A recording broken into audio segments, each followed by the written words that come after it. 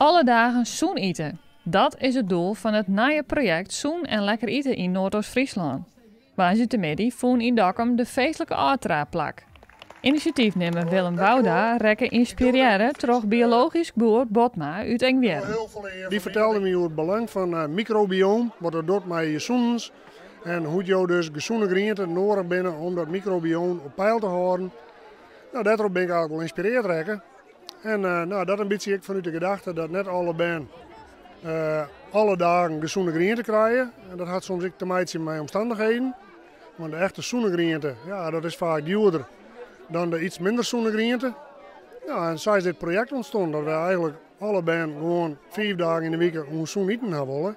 Met dit project willen ze net alleen bij bewust maken van zoen eten, maar de kennis maken laten met het ondernemerschap dat er bij je komt.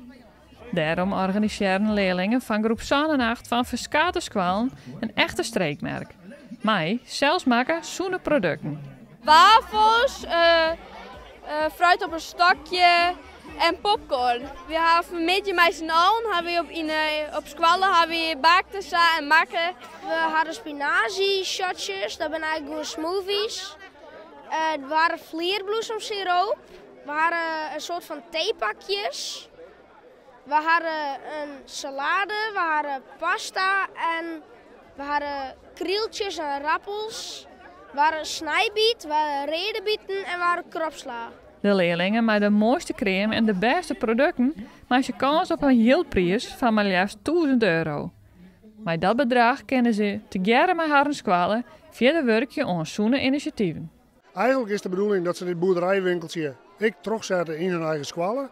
En dat heet de men dat die daar gewoon alle weken gewoon groente keepje kennen. En dat de keten kort is, dus dat het eten bij voorkeur zo dicht mogelijk bij de boer komt. Zodat ze voor een hele makkelijke, toegankelijke prijs de goede producten keepje kennen. Ik vind al die ideeën vind ik echt wel heel mooi. Maar ik vind nu wel de beste. Misschien is het net de allermooiste kraam, maar het is wel een van de beste kraampjes.